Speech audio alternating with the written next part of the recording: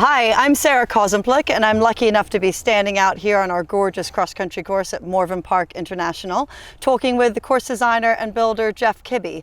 And today we're going to talk a little bit about the things that we do in our sport to mitigate risk. And one of the things that I didn't know so much about, Jeff, getting into being behind the scenes a bit more, was I understood about you making sure that the jump placement was in the best places properly for the horses to read it, but also the construction. But to me, the other thing I didn't know was how important the decoration is on all of this. So can you talk a little bit about, as a course designer and builder, what goes through your mind about how you're building these fences, where you're placing these fences, and how you're decorating these fences? Yeah, certainly. Placement's very important, of course. And one of the things we look for is often, naturally, if you're going uphill or you're off a turn, the horse is going to just naturally be more balanced. So that can help a lot. So you look for those spots. And as far as the decoration, I shouldn't say, it's actually not always just about decoration. Some of it is, but most of it is actually pretty strategic. Yes, that's what I mean. I think that's something that people don't really know, that it helps the horse read the fences properly, right? Yeah. So, for example, we use bright colors, contrasting colors, so that the horses can see that, because they don't necessarily see like reds and greens and all sort of blend together.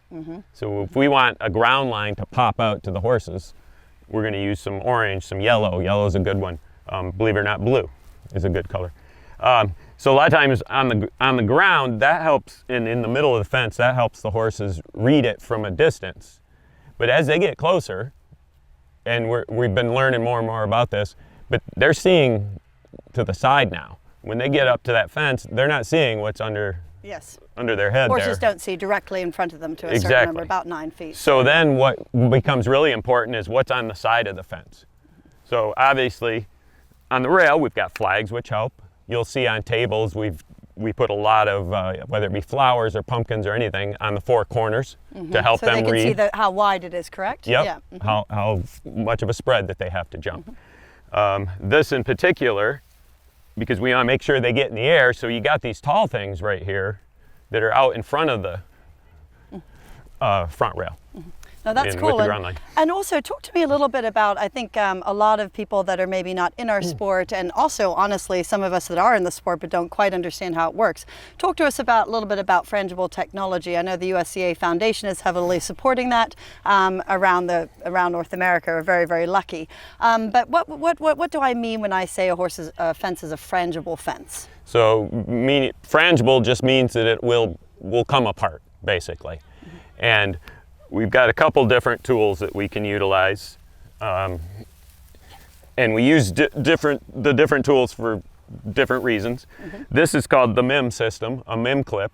Your rail, in this case, is mounted to a hinge, and this clip right here is what supports it. And it's engineered to break with a certain amount of force and release the rail. But it doesn't release to the ground, it just lowers it. Right, in this case, that? It flips down. So the frangible isn't, it's not necessarily going to prevent falls, but what it's trying to accomplish is the more dangerous falls, which are rotational falls. Awesome. So it's basically that energy of a rotational fall, by these releasing and dropping down, hopefully takes away a fair bit of that energy. Awesome, yeah, and we've been using it for a few years now, and it's really helped out, hasn't it? Yes. Yeah. And in an oxer, most of the time what you're seeing now is that we do a MIM clip in the front, because this will release a bit with a little bit of upper pressure if they don't quite get their front end over it, and with pressure this way. Wow. On the back rail, we're often using the reverse pin, because that will also activate this way and this way. Very cool. Whereas this, if you land right on top of this, it probably won't release. So having a good course designer, a great course builder, the shape of the fence, the placement of the fence, and this frangible technology is just another piece in trying to make our sport, again, just a bit less risky. And another part I'd like to talk about is sometimes if you're not in the sport, you might not know what all the outfits are that we wear when we go cross country. So the lovely Chloe Paddock, who's here in the 2-star this weekend here at Morven Park, and that's a course that Jeff is designing, is going to show us the equipment that we use. So we have a cross country helmet here. So Chloe's going to put that on for us. Cross-country helmet that we use, and it's not every brand is the same. So again, if you're looking for more information about, what gears and what studies are out there, both on frangible technology and on safety gear, there are links on the USCA Foundation page that will help you out with that. So here Chloe's got her helmet on, and then we're going to pull out our safety vest, which is required at around the world for eventing, that we use a safety vest, and that just helps, if you're going to fall, it's going to help not be quite so sore and quite so hurt from a fall. But the last thing I want to show you, because I think it's something that people find very interesting, if she can do up her safety vest. So the last thing we have here is actually an air vest. So if anybody's been watching any motocross or sports like that, you would see it. But an air vest connects to our horse's saddle. We have a piece of metal, rope thingy that connects to the saddle, and it goes in.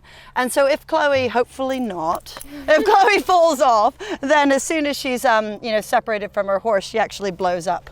We're not going to blow her up here today because she's got to go cross country tomorrow. But that again just is another thing that just helps our sport be a little bit safer. And we're very, very lucky to have all these things in place.